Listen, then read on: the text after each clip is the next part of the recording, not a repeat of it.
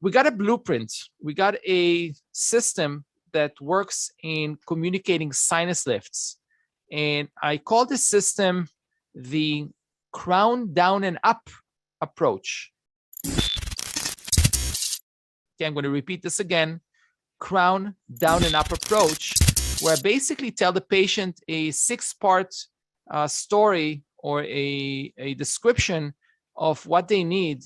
And it goes from the crown all the way to the bone through the implant. And then it goes back from the bone all the way to the crown through the implant. And I'm going to share what it means.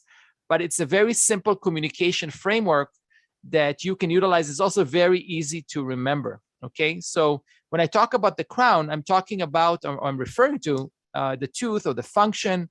When I talk about the implant, I'm referring to the foundation. When I talk about bone, I'm talking about the cushioning for the implant, the padding for the implant.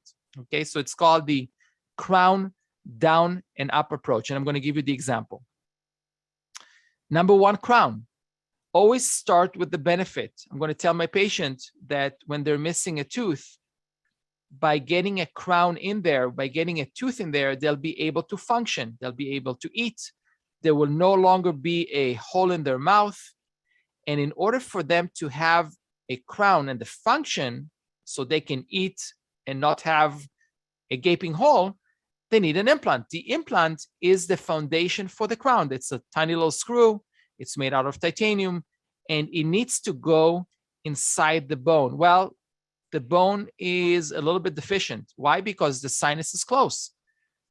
The bone height is the issue. There's nothing wrong with you, patient, but your sinus is close, and 90% of all patients losing an upper molar need a sinus lift. So I'm walking my patients through this story or this communication framework or blueprint from the crown, from the function, through the foundation, which is the implant, to the bone. And then I tell my patient, we need some additional bone. We need something called a sinus lift, which is a minor surgical procedure that creates more bone in the sinus. We do it in a certain way, and I'm going to share with you the exact steps.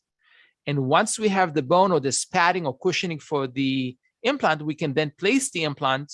I'm going to review briefly how I place an implant. This titanium screw goes in there in a computerized technology. And then we can place the crown. And I'm going to keep talking about or continue talking about the function. So when the implant is integrated, the crown goes in there. Now you can function, you can eat, and we get rid of the hole. And now you have the 6-step communication blueprint that goes from the crown to the bone and bone to the crown. And I hope this is helpful in remembering that. It's very simple. It makes total sense. It's logical.